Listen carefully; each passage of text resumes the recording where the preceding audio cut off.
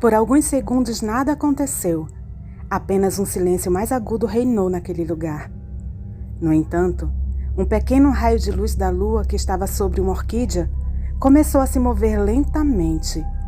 E de repente, bem em frente ao Sr. Toranagar, parou. Dessa luz surgiu uma suave voz que disse: Toranagar realmente cumpriu suas promessas durante todo o tempo em que estive aí, até me tornar lua. E como lua, sabes que observo tudo o que se passa aí na terra. Sei que tipo de batalha virá. E essa batalha será muito dura. A menina está agora sendo preparada para ela. Todo ritual planejado deve ser seguido à risca. Qualquer mudança nisso poderá trazer consequências graves. Tudo tem consequência, e alguém sempre pagará por isso. Mariko pagará a sua por ter feito pacto com o yokai. E se você mudar o que está planejado, mesmo para ajudar, também pagará. Mas a escolha é uma liberdade de todos. Você está disposto a assumir essa liberdade, sabendo que haverá consequências? Sem temer, o Sr. Toranagar respondeu: Sim, assumirei os riscos. Quero que a vida de Mariko seja preservada pelo bem dela e a felicidade da Sra. Aika. A pequena luz, então voltando para a orquídea, de lá falou: Pronto, está feito. Feliz com o que conseguiu, o bom homem foi de encontro aos seus amigos, mas resolveu que não diria nada do que pactuou com a princesa Lua Kaguya. Todos repararam nas feições felizes e aliviadas do bom homem, e então pensaram que as orações dele fizeram bem. Então o colocaram a par do que planejavam. E pediram ao Sr. Hayato que expusesse o que pensam, para poderem saber se todos concordam com a decisão. Retomados os planos, o Sr. Hayato explicou. Estava dizendo a eles, tio, que no submundo existe um ser muito poderoso que é inimigo de yokai e sua legião de servos. Ele está preso porque desafiou as regras e fez pacto com uma grande parte dos domínios do mal para poder assumir o reino, e quase conseguiu. Mas seus planos fracassaram, porque yokai descobriu e achou que isso ameaçava sua hierarquia lá. Então levou os planos desse ser ao chefe supremo dos infernos. O chefe então mandou que capturasse e torturasse esse ser. O nome dele é Kazalbaki, e ele está preso ainda. Planejamos libertar ele, para que ele lute e destrua yokai. Depois nós deixamos que o chefe supremo dos infernos lide com ele. Pensamos na velha tática de guerra: o inimigo do meu inimigo é meu amigo. O Sr. Toranagar não gostou do plano e então falou: Olha, vejam bem, é preciso pensar melhor sobre isso e encontrar um novo plano. Primeiro porque teríamos que dar um jeito de chegar onde esse tal Kazalbaki ele está, e depois encontrar um meio de libertá-lo, e só aí saber se haverá uma batalha entre ele e yokai, e ainda com os servos. Nesse meio tempo, os dias de purificação de Mariko já teriam passado, e yokai e seus servos já estariam aqui para enfrentá-la, e nós lá embaixo libertando mais um demônio, que nem sabemos como lidar. É melhor darmos outro jeito, não estou gostando muito desse plano. Às vezes o Sr. Hayato era muito teimoso, e essa teimosia o levava a fazer e pensar em coisas estúpidas. Então tentou argumentar que ele ainda não sabia como lidar com Kazalbaki, mas que pesquisaria. Então o Sr. Toranagar falou: Hayato, você vai perder um tempo precioso procurando algo para lidar com um demônio que no momento nem é problema nosso? Acho melhor nos concentrarmos naquilo que nos trouxe a essa situação, ou seja, derrotar yokai e seus servos.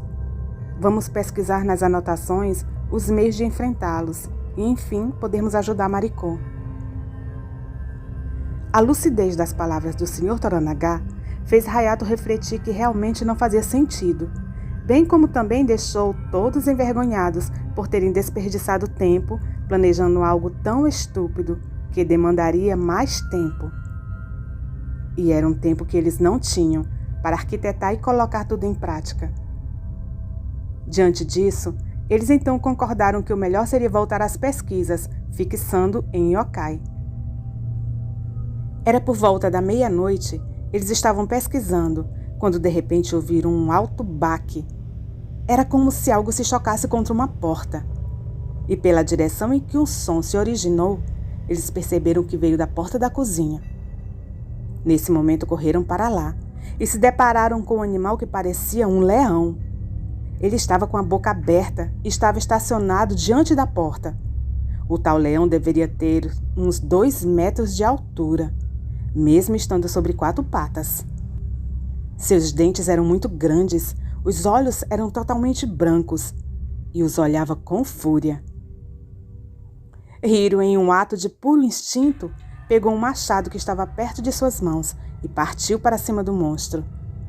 A fera soltou um rugido e o seu bafo de ar impediu que Hiro se aproximasse e logo em seguida o lançou longe. Hiro, em uma agilidade e destreza, atirou seu machado em direção à fera. O objeto atingiu a região do pescoço e logo em seguida ficou em pedaços. Eles mal podiam acreditar que a fera nem se arranhou, pois aquele era um machado especial, feito de aço das espadas dos samurais. Era inquebrável. Mas ainda sem desistir, Hiro se levantou e tentou ir para cima da criatura, sem arma alguma. Foi quando Toranaga o deteve, segurando-o em um de seus braços. Apesar de saber que Hiro não tinha chances alguma com a grande fera, ninguém pôde entender como Toranaga, além de nada fazer, ainda tentava impedir que Hiro fizesse. Então o Sr. Hayato correu até a sala de onde saíram e foi buscar a adaga que fora forjada no Monte Fuji, pois ele sabia que a única coisa que seria capaz de ferir o poderoso leão seria aquela arma. Quando o Sr. Toranaga viu que seu sobrinho estava pronto para atacar, ele gritou: "Pare, Hayato! Esse é Shiza! Ele foi enviado do mundo dos seres da luz para proteger Mariko. Ele luta contra seres impuros." O Sr. Hayato então recuou. Só aí, nesse momento, é que viram que Shiza não os olhava com fúria. Ele olhava para algo que estava atrás deles, em cima do telhado. Era uma criatura que possuía uma estranha aparência de tartaruga, porém com pernas compridas, focinho de crocodilo e pés de sapos.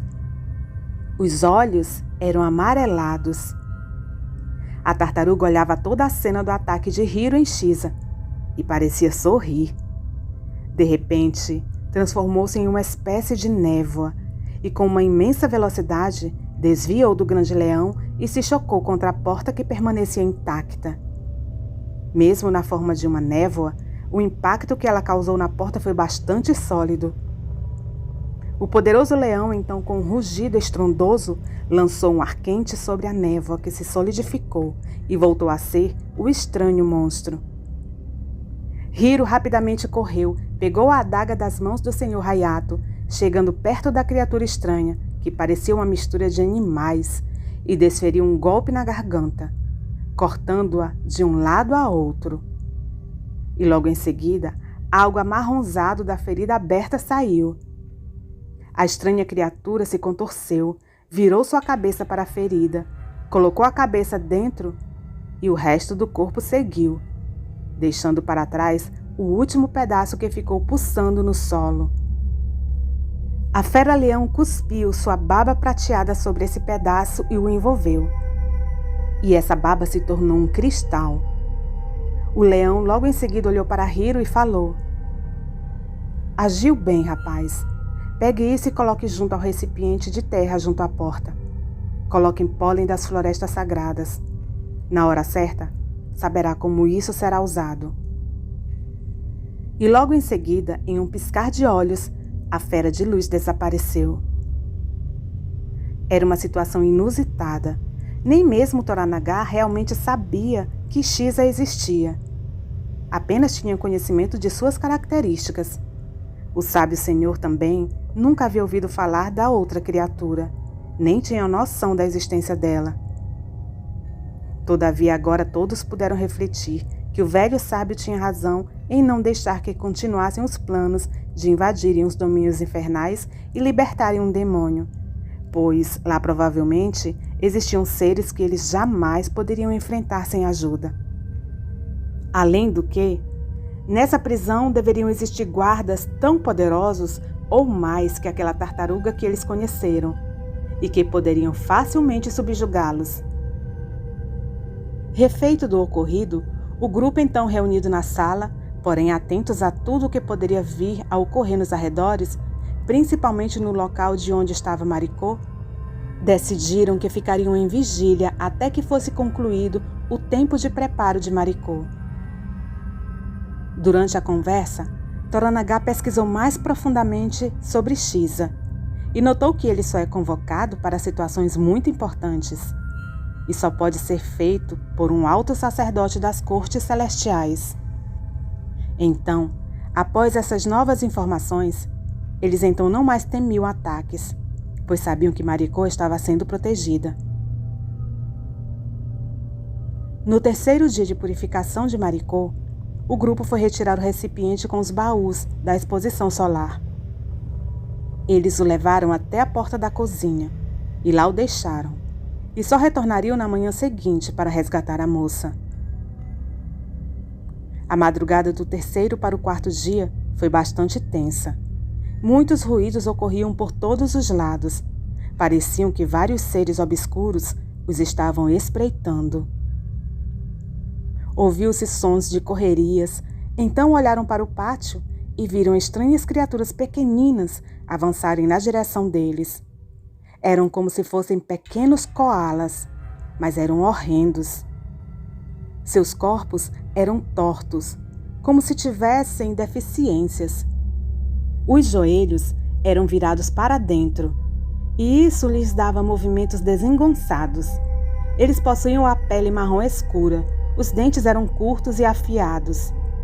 Mas apesar do jeito desengonçado de correr, eles eram ágeis e rápidos. Se aproximavam em duplas e atacavam o grupo que estava reunido em círculos no quiosque. Mas as criaturas não eram resistentes, eram facilmente derrotadas, mas estavam em grande número como um exército. Os corpos ficavam imóveis quando atacados, porém estavam se amontoando à frente deles, e sem perceberem, aqueles corpos estavam formando uma espécie de parede, e eles mal podiam ver além. Até que o Sr. Toranaga disse: "Esqueçamos essas criaturas, elas foram enviadas aqui para nos distrair. Existe um propósito maior." Ao dizer isso, o velho senhor lançou um pouco de pólen sobre aquela pilha de corpos imóveis, e eles instantaneamente desapareceram. E então puderam ver que uma criatura enorme tentava arrancar os selos e o pólen. Mas sempre que tocava no pólen, suas garras se dissolviam, mas logo em seguida outras surgiam. Hiro tentou chegar até a criatura, que era uma aranha gigante, mas ela lançou sua teia e o impediu. O Sr. Hayato, com a adaga, cortou a teia e tirou Hiro de lá. O Sr. Toranaga pegou mais um pouco de pólen e lançou sobre uma das pernas da estranha aranha, que caiu ao ter seu membro dissolvido. A senhora Aika, que estava também com um saco de pólen, jogou sobre a cabeça da aranha, que antes de ser atingida, lançou várias teias e conseguiu prender a todos. Aquela teia tinha propriedades ácidas e com o tempo todos seriam dissolvidos. Nada mais eles poderiam fazer a não ser esperar em seus fins. Mas nesse momento, uma luz forte da cozinha surgiu. Os selos se romperam, e o pólen que estava nas frestas flutuou e atingiu aquelas terríveis teias, que imediatamente se dissolveram, e o grupo, sem nenhum dano, se libertou. Eles ainda estavam atordoados quando repararam uma mancha escura, os observando. Reconheceram imediatamente que era Zuko, pois Maricô havia falado que ele se parecia com uma mancha de ovo atirada no muro. Não entendiam por que ele estava ali, pois imaginavam que seus movimentos estavam limitados, por conta da prisão do seu mestre. No entanto, ele estava lá, os encarando. Não fazia nada, apenas os observava. Em um movimento sobrenatural de aceleração, como havia feito no muro quando Mariko o viu pela última vez, Zuko fez com que aquelas pequenas aranhas cadavéricas ressurgissem. E elas vieram aos montes. Era impossível contar. As estranhas aranhas se uniram e foram tomando uma gigantesca forma de um ser totalmente diferente. Era a forma de um animal de 2 cabeças. Eram 2 cabeças de dragão. Uma das cabeças esguichava um líquido negro e a outra um líquido esverdeado. Os líquidos se uniram e vaporizaram em uma espécie de nuvem. Essa nuvem era altamente corrosiva. A nuvem atingiu uma planta que dissolveu e em seguida a dissolução se transformou em uma espécie de planta que gritava e começou a produzir frutos. Esses frutos foram lançados por todos os lados na intenção de atingir o grupo. Nesse instante, porém, Toranaga, orientando a todos, falou: "Joguem o pólen nos frutos!" Todos obedeceram, e os frutos simplesmente secaram e caíram ao chão, virando pó, sem qualquer tipo de consequência. Zuko, vendo que aquela criatura planta seria inútil contra o pólen, fez outro movimento estranho, e aquele monstro de 2 cabeças desapareceu. E a planta simplesmente secou, e sorrindo de forma zombeteira, falou: "Estamos apenas no começo." Ao dizer isso, o demônio, em sua característica forma de ouriço, começou a se movimentar, e aos poucos foi deixando as sombras do local e foi se materializando diante deles. De onde surgiu Zuko, vieram várias outras criaturas pavorosas, e todas elas atacavam as portas de onde Mariko estava. O grupo de amigos sabia que Mariko estava protegida, mas não sabiam se a purificação dela estava completada, e temiam que ela fosse morta diante de todo aquele ataque simultâneo. Os demônios estavam desesperados, pois a prisão deles se aproximava. Pelo simples fato da chave que libertaria seu mestre estar lá dentro daquele lugar sagrado. Então muitos daqueles maléficos seres não tinham outra opção a não ser se sacrificarem, atirando-se no pólen sagrado para enfraquecerem com ataques simultâneos até conseguirem entrar. Depois de tantos ataques, a luz que saía do brilho do pólen começou a rachar, e isso significava que ele estava cedendo. Zuko sorria, mas o grupo não percebia a gravidade da situação, pois a cena de muitos espíritos no local era muito caótica. Pois enquanto alguns pequenos seres os atacavam como uma horda, outros se revezavam a atacar o ambiente sagrado de Mariko. Os seres malignos sabiam que se interrompesse o ritual da moça, ela continuaria sendo espírito de vingança, e tudo voltaria a ser como antes, nos domínios deles. A situação estava tão desesperadora que Zuko conseguiu convencer ao Senhor dos Exércitos do Mal que, para não deixar que a luz vença, era preciso uma permissão especial dele para que Yokai saísse por um tempo de sua prisão, para que o caos não se instalasse entre eles. O Senhor Supremo do Mal concedeu apenas que ele, Zuko, tivesse um pouco mais das amarras de sua prisão estendida, para preparar o caminho de batalha. E só aí libertaria por um tempo Yokai para finalizar a guerra. Cedeu ao demônio Zuko seu exército de criaturas secundárias. Ele poderia usá-los como frente de batalha e deu ainda condições para usar Kratos, o monstro de 2 cabeças, para ter mais vantagens. Com tudo isso, Zuko estava enfim conseguindo êxito, quando notou que restava pouco para quebrar a proteção sagrada que o pólen conferia.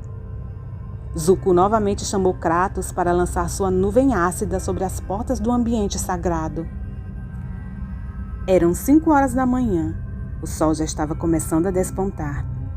Quando o sol atingisse o topo da montanha mais alta do Japão, a batalha estaria perdida para o reino maligno.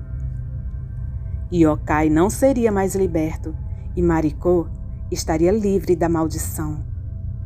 Por essa razão que Zuko já não podia mais perder tempo para tentar abrir a porta e levar Mariko. Ele deveria arrombar, destruindo o pólen com a acidez da nuvem de Kratos. O Senhor Supremo do Mal, assistindo tudo aquilo, começou a se desesperar e libertou Yokai para ajudar Zuko. Porém, em um facho de luz surgiu Shiza, que com seu poderoso hálito fez com que parte da nuvem ácida se dissipasse. Zuko, Yokai, Kozai e parte da nuvem juntos atacaram a porta, e ela estava quase cedendo. O grupo de amigos formados por Toranaga, Hayato, Aika e Hiro já não mais se distraíam com os pequenos seres inferiores, pois estavam atônitos, observando aqueles terríveis seres tentando alcançar Mariko. Então começaram a atirar pólen sagrado bem na cabeça de Kratos. O monstro, gritando, iniciou seu processo de desintegração, e sua nuvem corrosiva deixou de agir, e a camada de pólen sagrado começou a se recuperar e a se fechar novamente. Zuko, furioso com o grupo, foi para cima deles, enquanto Yokai e Kozai continuavam a destruir as proteções de pólen. Nesse momento, porém, uma luz surgiu do alto e caiu bem em cima do Supremo Kozai, que caiu. O leão Shiza o atingiu. Kozai revidou, lançando raios de fogo e ácido de enxofre, que também atingiu Shiza e o fazia sangrar. Mas o leão era muito valente e contra-atacava com suas poderosas garras, que também feriam o Kozai. Enquanto Zuko tentava atingir o grupo com seus ataques ácidos, os amigos se defendiam e tentavam se desviar. E na porta, Yokai estava prestes a quebrar a defesa do local sagrado de Mariko. A batalha se intensificava cada vez mais, cada um enfrentando seu oponente, até que um som de trovão se fez ouvir. A porta do local sagrado de Mariko havia cedido.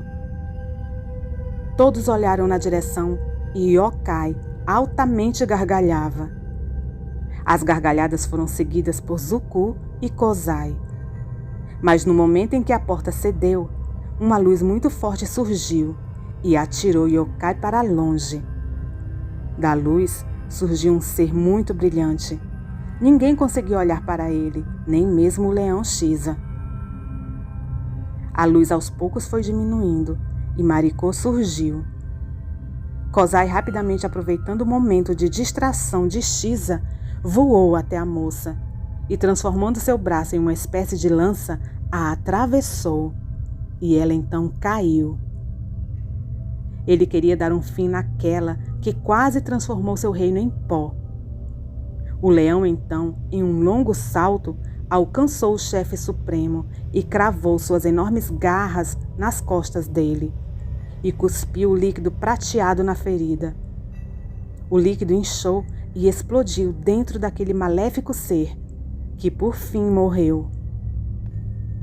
Yokai ficou feliz, pois Mariko morreu, e ele viu o rei do submundo também sucumbir, e pela hierarquia, ele seria o próximo rei. Zuko se uniu a Yokai em gargalhadas de felicidade, enquanto Aika, Hayato, Hiro e Toranaga estavam abatidos. Yokai olhou na direção, caminhando lentamente, e com um olhar de pura maldade, iria atacá-los e os matar. Mas o leão Shiza ficou entre eles e disse: "Não se atreva." Yokai, sabendo que não deveria, então recuou. E quando se dirigia para pegar o corpo de Mariko e levar para o seu reino, a senhora Aika, tentando impedir, falou: "Deixem minha filha, seus malditos! Já não basta o que fizeram a ela?" Mesmo sabedores de que Yokai teria direito de levar o corpo de seu servo, nenhum integrante do grupo iria deixar que isso acontecesse, mesmo pagando com suas próprias vidas.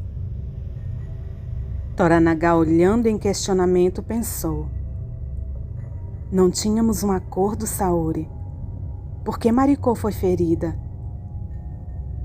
Antes que a resposta viesse, uma luz saída do corpo de Mariko iluminou o local, e ela novamente de pé ficou. Yokai e Zuko não podiam acreditar que a lança do poderoso braço de Kozai iria deixar de liquidar alguém. Aliás, era por essa razão que Kozai reinava. Ele destruiu todos os seus opositores com a força dela. Zuko, em um ato extremo de desespero, partiu para cima da moça querendo liquidar de vez com ela. Mas aquele cristal, formado pela substância que Shiza produziu, aquele mesmo que havia envolvido o resto que sobrou da estranha tartaruga, flutuou até Hiro e o envolveu como uma armadura, e ele rapidamente ficou entre Mariko e Zuko.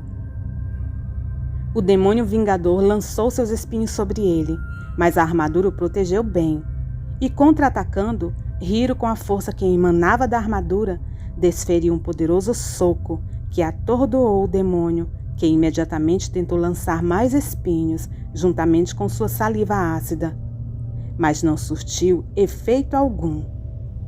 Nesse momento, a pequena luz que somente iluminava a orquídea no jardim de orações de Toranaga chegou em uma imensa velocidade e atingiu o sábio Senhor das Lendas.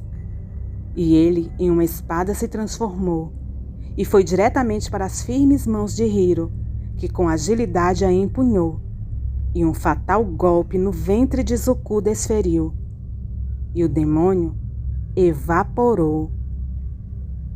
Yokai, surpreso, assistia a tudo aquilo, e em uma imensa fúria, para cima do rapaz se lançou. O leão Shiza, um pouco ferido devido às batalhas que teve com Kozai, saltou sobre o demônio no intuito de proteger Hiro, pois a armadura que estava com ele não resistiria a outra batalha, ainda mais contra um demônio mais poderoso. Mas Yokai era muito forte. Do corpo dele, um imenso par de asas espinhosas surgiu, atingiu o poderoso leão e o atirou longe. Os espinhos das asas fizeram muitos estragos e o leão estava sangrando e mortalmente retalhado. O malvado ser das trevas voou até ele e estava a ponto para lançar uma substância pegajosa que tinha o poder de liquefazer corpos celestiais. Era uma das inúmeras armas que Yokai possuía. Essa substância escorria de suas garras. O velho leão Shiza, defensor do sagrado contra o profano, estava perto de conhecer seu fim. Do outro lado do pátio, uma voz firme gritou: "Pare! Deixe Shiza em paz!" O demônio parou, olhou para a direção e viu Mariko. Então, sarcasticamente sorrindo, enrolou o leão ferido em sua enorme cauda e o lançou para longe. E logo em seguida voou em direção a Mariko, com sua enorme boca aberta. Ele tentava alcançar a moça, porém foi impedido pela força dos punhos que ela possuía. Mariko segurava o demônio pela garganta, que tentava se livrar, a atingindo com suas garras, caudas e asas. No entanto, a moça estava intocável. Nada a feria. Com a outra mão solta, Mariko enfiou na garganta daquela terrível besta e puxou sua língua para fora. E junto da língua veio uma legião de pequenos seres imundos. E cada saída, o demônio ficava cada vez menor. Até que, por último, restou de Yokai apenas um pequeno ouriço, que com as mãos a moça esmagou. Yokai era apenas um demônio inferior que engolia legiões de seres inferiores para poder ter seu lugar na hierarquia. Zuko também era apenas uma projeção da verdadeira identidade de Yokai. Boa noite. Bom, pessoal, chegamos ao final da fantástica história de Mariko e seus amigos. Um conto envolvente, criativo e surpreendente. Queremos agradecer imensamente a este escritor talentoso e criativo que nos presenteou com esta bela história. Joseph, o nosso muito obrigado a você. E a todos os nossos inscritos que nos acompanham, comentam, deixam seu like e compartilham nossos vídeos, o nosso muito obrigada pela companhia.